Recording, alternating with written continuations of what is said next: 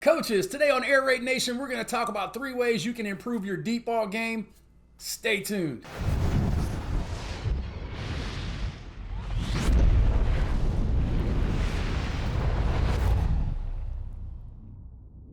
All right, coaches, welcome back to Airraidnation. This is Coach Coltharp coming to you again, and it's summertime, so you know it's 7-on-7 and camp season and all kind of great stuff going on. So you can see I got a little sun, and we've been outside, and we just got back from FCA camp last week.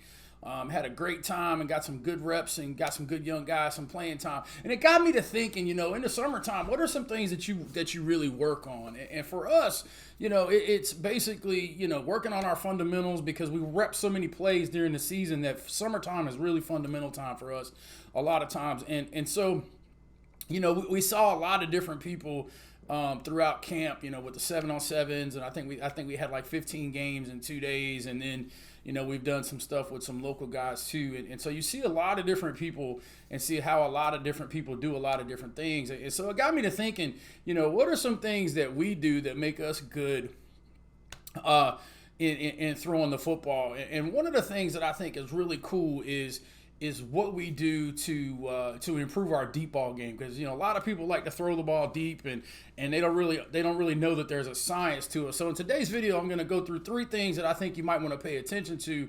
if you want to improve your deep ball game. And also, hey, listen, next week, July 7th, from 1 to 4 p.m. Eastern time, we're going to be doing our 2nd annual Air Raid online summer clinic. It's a great opportunity. I'm going to spend about 3 hours teaching Air Raid from start to finish, and then obviously if you attend the clinic, you'll get a copy of the clinic and everything like that, man. So if you want to spend a few hours talking about Air Raid and getting in there, getting a copy of that presentation, as well as all the stuff that we have in there, and then we'll be doing a live Q&A, not only during the presentation but after.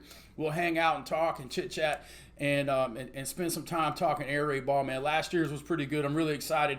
I already got about 15 coaches signed up, and I just put it out there 2 days ago. So, in the link down in the description below, you can go over to the website, airraidnation.com, and go to the clinic section. You can sign up for the clinic, and if you use YouTube code, promo code YouTube, you get 10% off your admission ticket. So, man, it's going to be a good time, and if you want to take advantage of that, I'd love to have you. Also, if you like these kind of videos, man, if you're new to the channel, man, we welcome you. Thank you for joining Airraidnation, man. And drop a like on the video. The video could get 100 likes today, man. I'd really appreciate it. I know it's kind of slow in the summertime. And if you haven't subscribed, which about 50% of you guys haven't, man, I really wish you would. We're really close to 7,000 subscribers, and it's really cool. So all that being said, man, let's jump in the video and talk about All right, guys, here we are over in our huddle film, and I just kind of wanted to kind of teach off film today so you could understand what I was going to talk about. And to be fair, these 3 things that I'm going to share with you, one of them is probably something you never heard before. The other 2 you might have heard at different places at different times,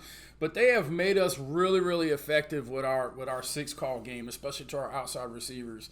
And I just thought it was interesting that as I watched a lot of these schools that we went against that were throwing deep balls, you could tell that some of these places hadn't really delved into the intricacies of the passing game. Like, some of the schools were just, hey, let's throw a fade, and some of them were, let's do some boots and waggles, which, fit their offense, I suppose. And I really appreciate it when I go against people, who do what they do during 7-on-7. We went against a split back veer team, and their entire offense was waggles and things like that. They weren't out there with 4 or 5 wides, just playing 7-on-7. So that was really cool to see that. But so here's the first thing. Number one is your alignment. Okay, I think that's really, really important. And so we tell our receivers, and you can see right here, we're kind of in the middle of the field, that we want them to be no wider than the numbers if they're working outside. So you can see right here, he knows we're in the middle of the field, so he can stack that number. So your alignment. So if we were on the left hash right here, he'd probably be on the bottom. If we were on the right hash, he would be on the top or maybe even inside. So that's the first thing is using your alignment. If you don't have numbers on your practice field, or if you don't have at least hashes where your numbers are in your practice field, and you're trying to be an air raid guy, I think you're doing yourself a really big disservice, because you need to learn how to line up. I mean, you can see up here, we have our bunch set into the boundary up there. Because we want to do this. And they were doing some kind of double team thing right here, because this kid was a really good receiver for us. He had 100 catches. He's a pretty special kid there. But you can see, so that first one is that alignment right there. You want to make sure that your alignment versus where you're going to work is in sync. The second thing is this. And this is something that we tell our receivers all the time, and I've told them in other places. This area right here belongs to the quarterback, okay? That area belongs to the quarterback. And I think that's really, really important when you're throwing verticals to the outside, because so many times you'll see these receivers take this release, and, we talk about a must outside release, but that outside release takes them there. And when it does, that fade route, that old school fade route, we don't run fade routes anymore, but that old school fade route is one of the lowest completion percentage routes there is.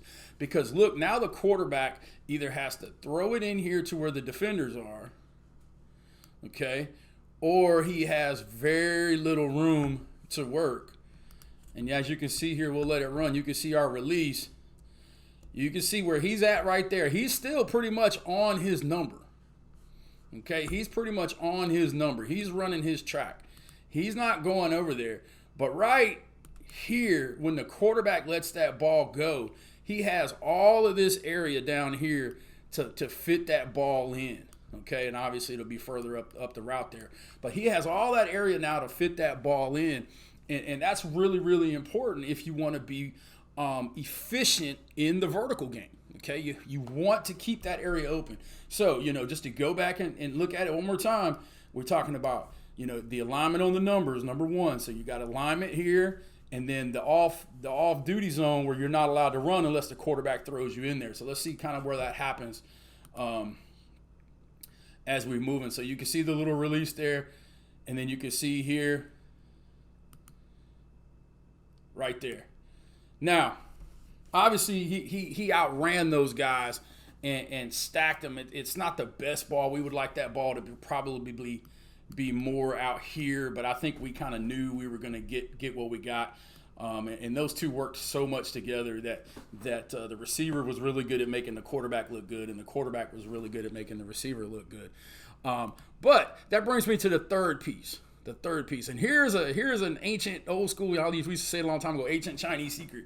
The ancient Chinese secret to throwing the deep ball is to tell your quarterback to keep his eyes on the receiver. We actually had that conversation at practice this morning with our quarterback. It's something we've been saying for years and years and years and years.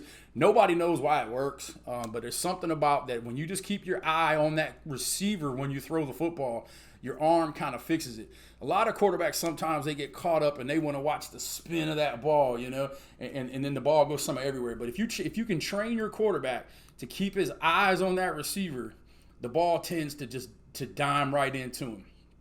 And then lastly, and this is not a great one because it brings him inside, but we want to talk about bringing that ball over our outside shoulder. So if that ball is in this area here and he over the shoulders it there, it's going to make for a better route. And I think I may have another one. Yeah, you can kind of see it right here. See how he makes that come over the top of his shoulder right there? He's coming. He's running the numbers. He's going to kind of skinny him a little bit to get him to turn. The ball comes outside, and bang, over the shoulder right there. And that's what you want that to look like down here on the bottom. You want to see this over-the-shoulder catch. And this is a heck of a job by this kid reestablishing. But, if you can teach your guys to catch those balls like that, what it does is it keeps the defense from playing that thing, especially in 7-on-7 when it's real tight.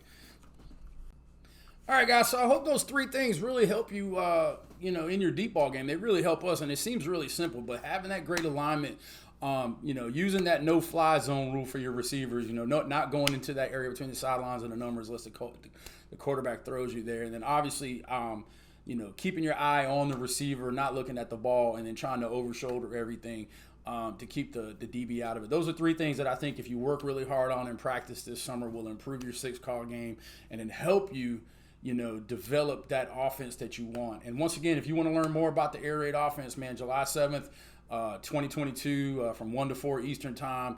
We'll be in here, and it'll be a good time, and we'll start air raid from beginning to end, and hopefully you'll get a basic knowledge of the air raid along with all the other stuff we have on the channel. All that being said, man, you guys have a great day, and spin it to win.